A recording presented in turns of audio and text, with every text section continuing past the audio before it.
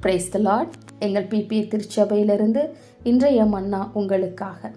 ஓய்வு நேரத்தை எப்படியெல்லாம் பயன்படுத்தலாம் என்று ஒரு இளைஞர் நண்பர்களிடம் கேட்டபோது சினிமாவுக்கும் இன்டர்நெட்டுக்கும் நண்பர்களோடும் நேரத்தை பயன்படுத்த சொன்னார்கள்.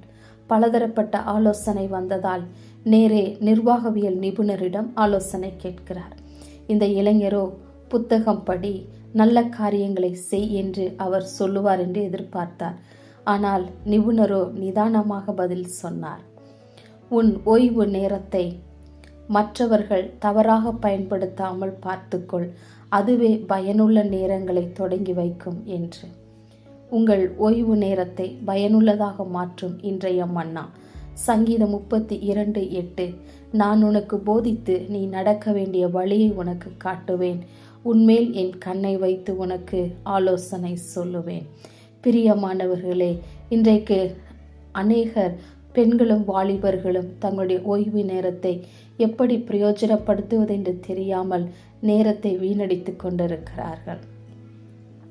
வேதாகமத்தில் வாலிபர்கள் கர்த்தருக்காய் வைராக்கியமாயும் தேவனுடைய காரியங்களை செய்கிறவர்களாய் இருந்தார்கள். அநேக பெண்கள் தேவனால் பயன்படுத்தப்பட்டார்கள். கர்த்தருடைய வார்த்தையை அதிக நேரம் கேட்டார்கள். இன்றைக்கு உங்கள் ஓய்வு நேரத்தை எப்படி பயன்படுத்தலாம் என்று மனிதர்களிடத்தில் ஆலோசனை கேட்பதை விட கர்த்தரிடத்தில் ஆலோசனை கேட்பது மேலானது. வசனத்தின்படி அவர் நமக்கு போதித்து ஆலோசனை சொல்லுவார். ஆமென்.